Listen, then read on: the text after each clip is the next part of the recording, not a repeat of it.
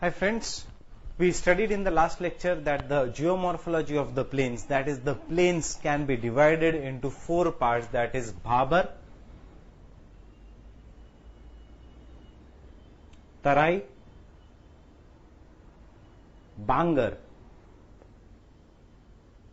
and Khadar.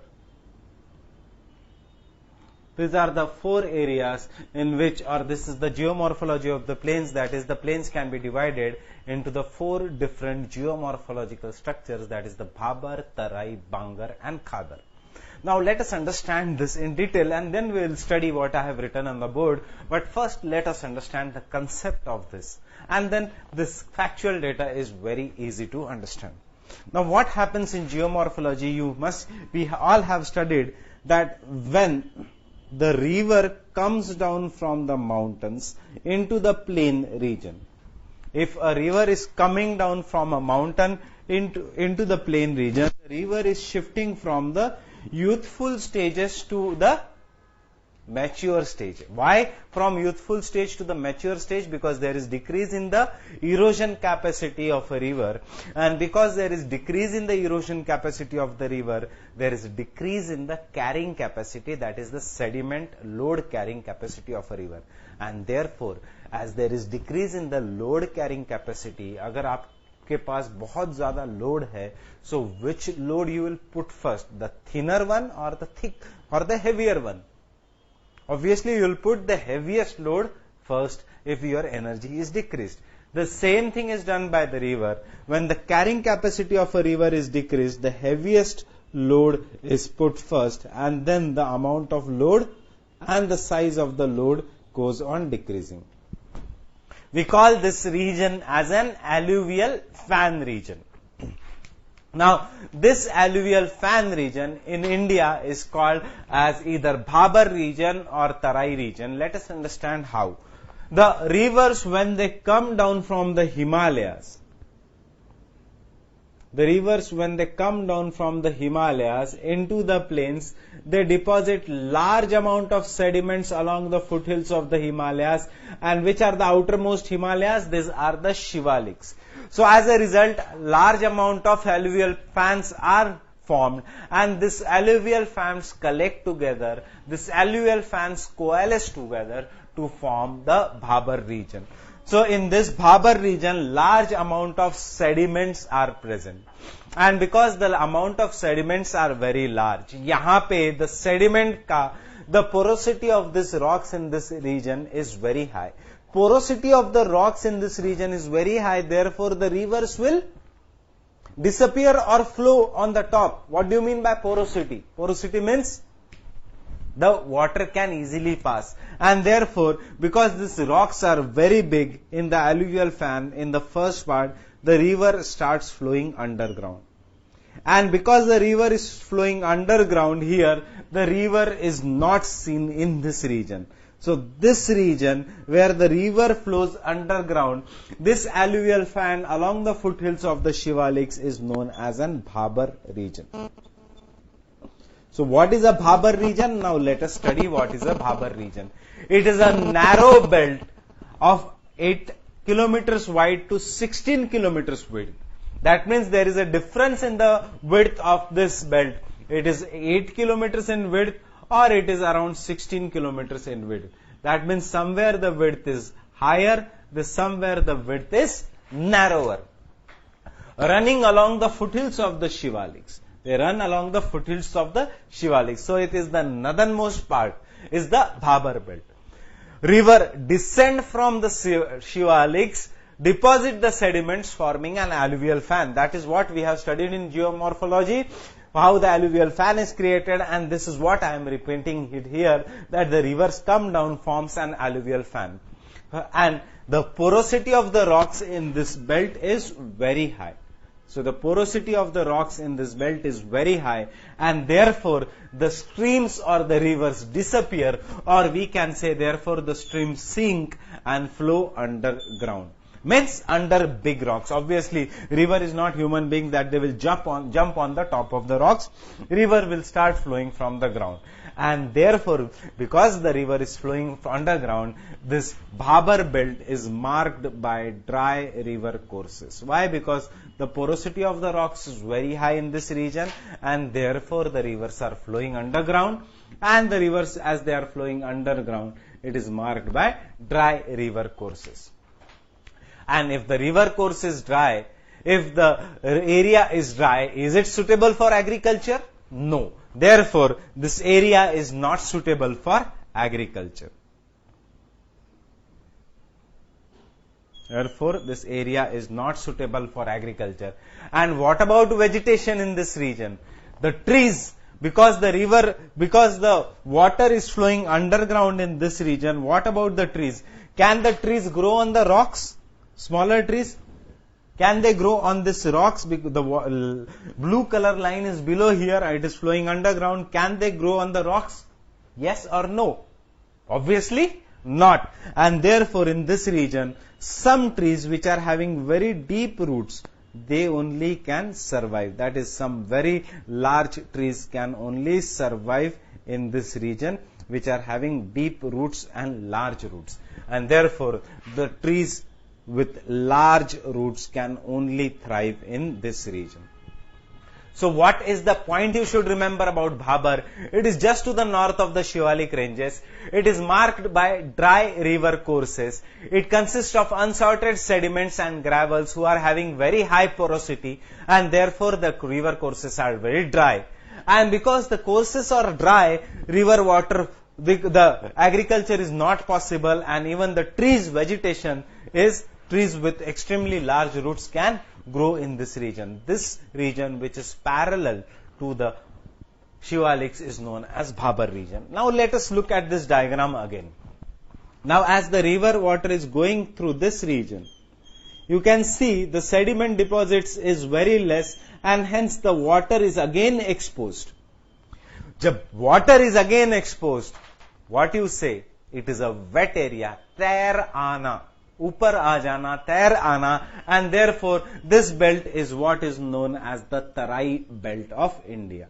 It is made of two words. Tarai means wet area. Why the area is wet? Because the sediment size is decreasing, and because the sediment size is decreasing, water, it looks as if the water is coming up, and therefore tair aana or Tarai belt. Now what about the Tarai belt? Tarai belt lies to the south of the Bhabar belt. Why it will lie to the south of the Bhabar belt? Again your geomorphology concept, because in the alluvial fan, the size of the sediments goes on decreasing from the foothill of the mountain. So extremely large sediments here, and as you go away, the amount of sediments goes on decreasing, and therefore water is seen in this region, and this belt is known as the Tarai belt. What is the application part of the Tarai belt? The application part of the Tarai belt is because it is an marshy area, it is wet area, and therefore numerous trees, numerous vegetations can grow in this area because water is easily available. And therefore, when the numerous trees, numerous grass, numerous vegetation can grow, what stays on the grasses, what stays on the vegetation is wildlife. And therefore, we are writing here, this Tarai is 10 to 20 kilometers, 8 to 16 kilometers, narrow belt. It is more or less greater in width. It is a wide, marshy track. Why it is a marshy track? You know, because the water suddenly appears, running parallel to the Bhabar, but to the south of the Bhabar. It is marked by what? It is marked by re-emergence of streams. It is marked by upcoming of the streams. It is marked by re-emergence of the streams, and therefore Tarai belt. And it is thickly forested. Because it is thickly forested, it has high amount of biodiversity, or we can say there is a wide variety of wildlife in this region. So can we conclude from this too that the Bhabar belt is dry region and the Tarai belt is wet region? Yes, it is dry, it is wet. Now Though we have not studied the rainfall distribution of India, but I hope that you must be having a general idea of a rainfall distribution of India. Which part of India in this map will get greater rainfall?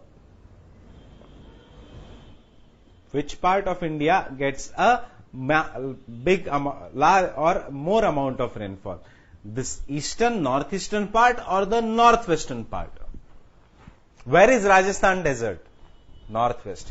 Does Punjab and Haryana region receive very heavy rainfall? Does Delhi receives very heavy rainfall? No, these are semi-arid region. What about Cherrapunji? What about the entire northeast?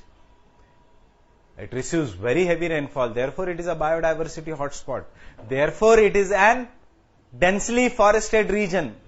And therefore, we can say, the dry belt is the Bhabar belt, the wet belt is the Tarai belt. So, can we say that the Bhabar is more dominant on the western part? It is more dominant because it is a dry belt. This is a dry region. So, the Bhabar belt is more wide and more dominant on the western part, while the Tarai belt is more dominant on the eastern part. So, remember here the concluding part of the Bhabar and the Tarai. The Bhabar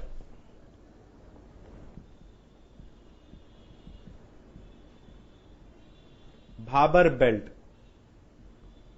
is wider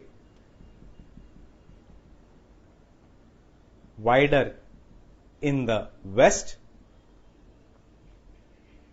and the Tarai belt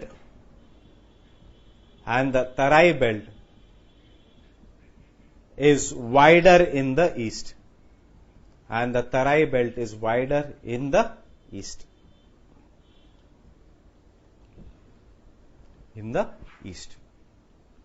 Now the question they will ask you, why is the Tarai belt wider in the east and why is the Bhabar belt wider in the west?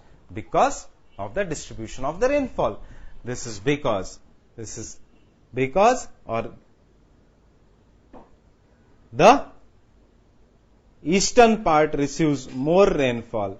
This is because the eastern part receives more rainfall.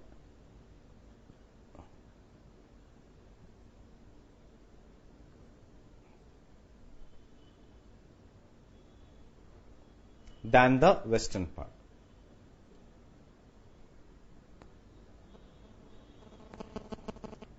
Eastern part receives more rainfall than the western part. In fact, there is one famous national park. There are two famous national parks which are located in the Tarai belt. Kaziranga National Park and the Manas National Park.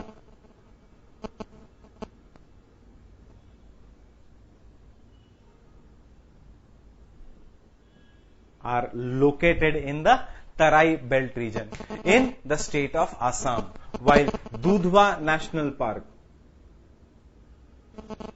in the state of UP is also located in the Tarai region. So the Tarai has variety of vegetation, variety of wildlife, and no doubt the national parks are located. What is famous in the Kaziranga and Manas National Park in Assam?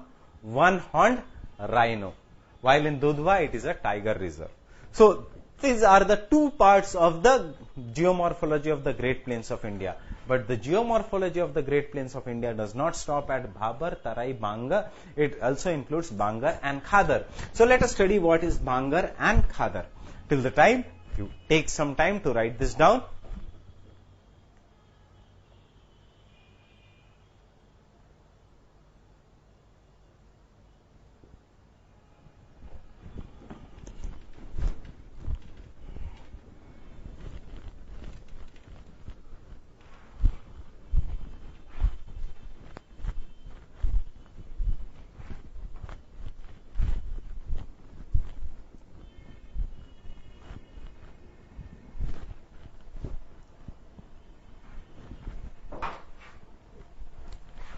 Now, if this is a river channel, the river today is flowing at a lesser height and there is an alluvial terrace and then there is something else.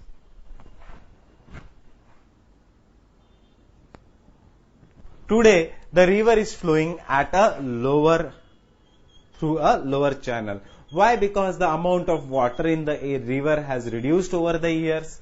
The rainfall has reduced over the years. But there was a time which is known as a Middle Pleistocene age. Pleistocene was an ice age. So during the Pleistocene ice age, when the Pleistocene ice age ended, what was in the Pleistocene ice age? Everything was under, the water got converted into ice. Therefore, it is known as ice age. So when the ice age ended, the amount of water or the volume of a river suddenly increased. And therefore, during that older times, river was flowing through a greater area. River was flowing through an greater area. This was the older time when the river was flowing. And when the river was flowing through this greater area, they deposited large amount of sediments here, forming the floodplains in this region. So it deposited the floodplains.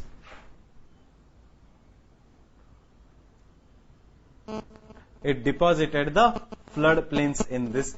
It formed the floodplains in this region because it deposited large amount of alluvial sediments in this region. Now this is what is the, this was during the many centuries ago, this was during a different era which is known as, different period which was known as the Pleistocene Ice Age period. Now the river is flowing through a lesser area. Obviously during the rainy season, there is annual flood in the river. And what is a flood? When the river, volume of a river increases and it starts overflowing through a different channel. It starts overflowing and flows through a greater region. Now the river which is flowing, it is depositing recent amount of sediments. So it is now depositing the sediments in this region during the annual floods. This red color is the newer sediments which has been deposited by the river during its annual floods. After the flood ends, river again flows through this channel. Through river, the volume of water in the river decreases and the river is flowing through this channel. So, during the Middle Pleistocene or during the Pleistocene Ice Age, the sediments or the alluvial deposits were deposited at an higher height because the volume of the river was very high. And during so I am marking it with red and black, while during the annual floods every year, when the river volume increases, the river breaks its channel, it is depositing the newer sediments in this region. I am marking it only by red color. This I am marking with red and black color. Now this is only to remember, this is only to make your studies easy. What is something that is very old, useless, what you call them? As bhangar, right? Or kabadi. So, remember here, the older aluminium is known as bangar.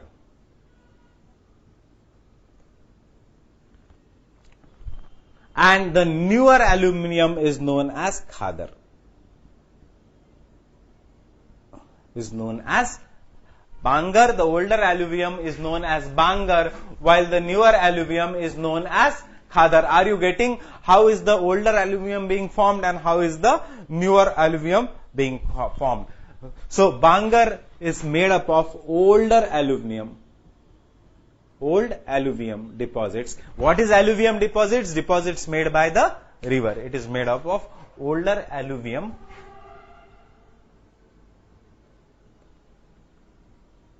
deposits. Why older? Of Middle Pleistocene age.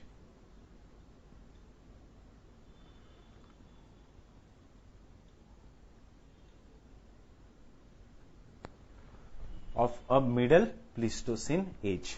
It is composed of older alluvium deposits of a Middle Pleistocene age, which which are at a greater height than the floodplains of a river. Obviously, they are at a greater height. Kyun? Logical it is. Geography is all most scientific subject. Why it is at a greater height? Because it was during the Pleistocene age when the volume of the river was very high. Now, if something is old, if something is old, it is exposed to the sun for longer time. Again, I am telling this is just to make your study easy. If you are exposed to sun for a longer time, how will be the skin be? Dark or lighter in color? Darker in color. Older alluvium deposits. Use this analogy. Therefore, it is darker in color.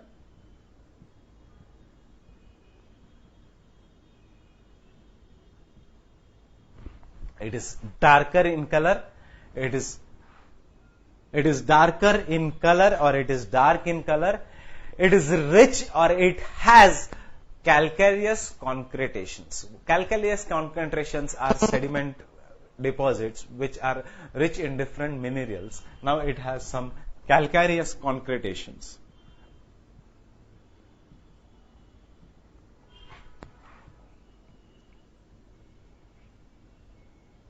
It has calcareous concretions. That is, it is this kind of this Bhangar soil has some of the thick sediments or the thick rocks or solid rock structure which are rich in calcium. That is why it is calcareous concretions, or which are locally known as concord. Locally known as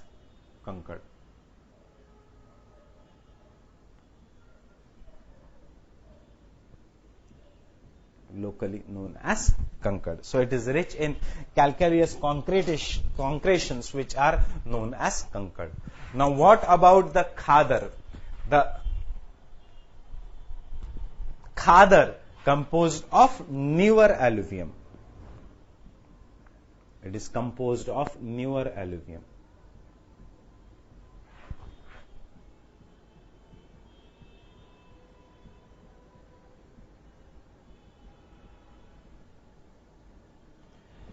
If Bhangar is located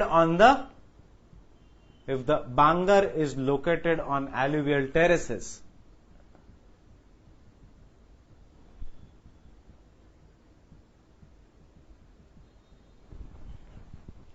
the khadar occupies the floodplains.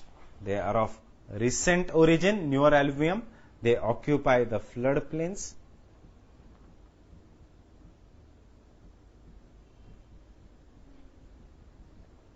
What are the flood plains?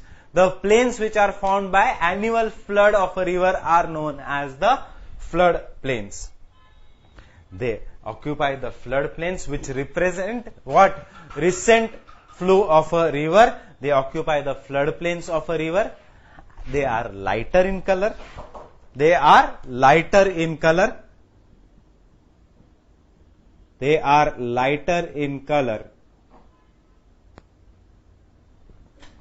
And because they are lighter in color, why? Because I told you the analogy, they have less concord. They have less amount of calcareous concretions or less amount of concord. They are having less amount of concord. In this,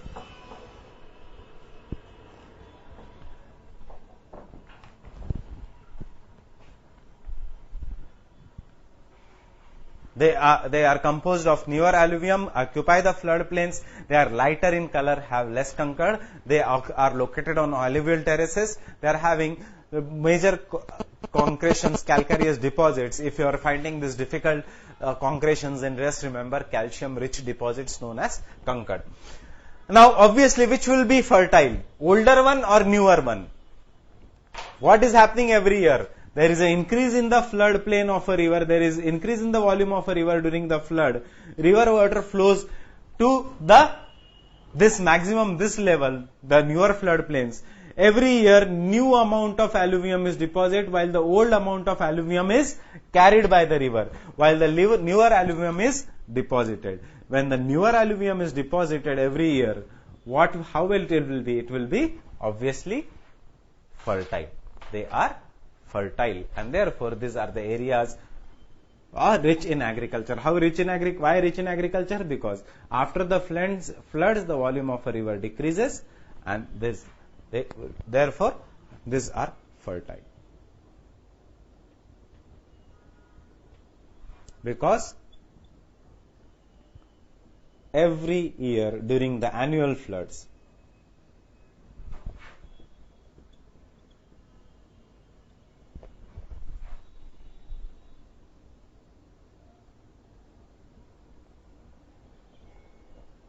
rivers will deposit newer layers of alluvium.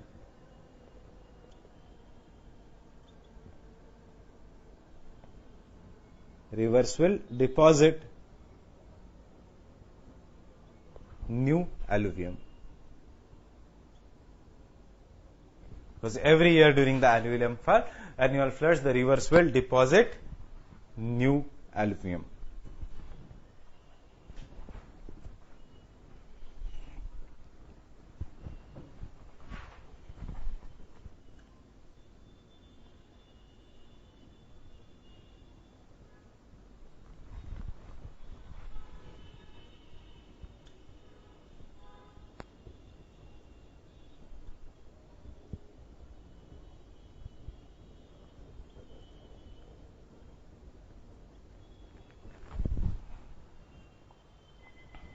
So this is all about the geomorphology of a plain.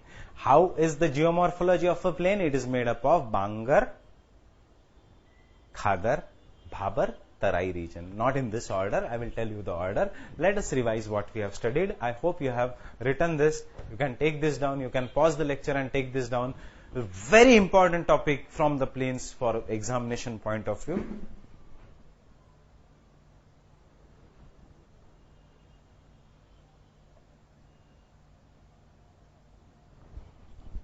Now, the Great Plains of India geomorphologically can be divided into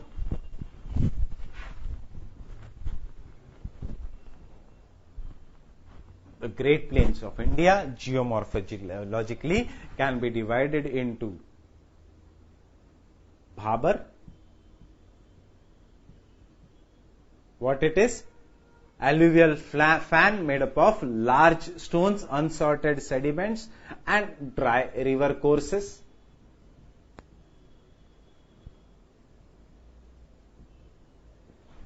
South of the Bhabar is Tarai. Tarai is marshy land. Tarai is a marshy land, and because it is marshy land, it is rich in vegetation, and because it is rich in forest, it is having high amount of biodiversity. I gave you an example: Kaziranga National Park, Manas National Park. Then after that it is Bhabar.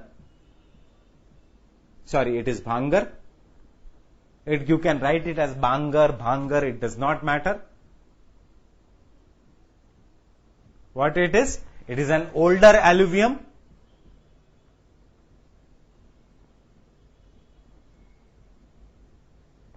which occupies which it is found at which area? Floodplains or river terraces?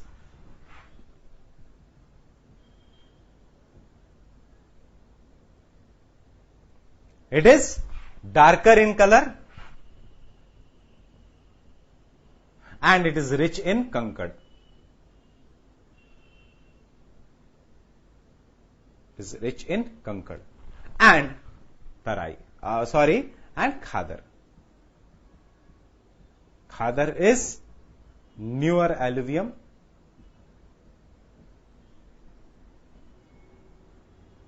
which occupies the floodplains. It is lighter in color. Which of these two is more fertile? Obviously, this is more fertile. And because this is more fertile, most of this land, that is the Khadar land, has been, or the marshy tract, has been utilized in the western part of India, that is in Punjab, western UP region, for the growth of sugarcane, rice and cotton. Most of this Tarai land has been reclaimed in the western part of India for the growth of sugarcane, rice and cotton. Which states? Western UP and Punjab. So, how does the geomorphology of a plain look like?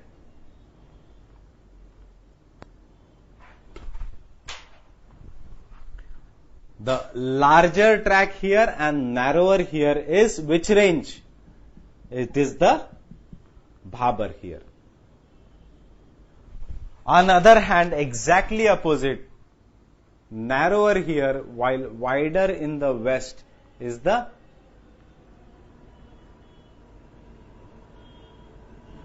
Tarai region here. Why Tarai region? Because of the rainfall.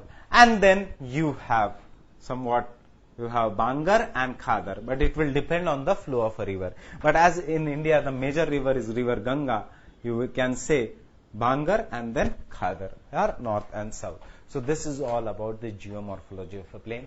Revise this lecture again. High potential of it being asked in examination. So till the time we meet again, thank you very much. Keep enjoying the lectures, and if you have any doubts, you can connect with me, or you can send your answers to GS with Rushikesh @gmail.com. @gmail.com. Okay, so thank you very much. We'll meet again.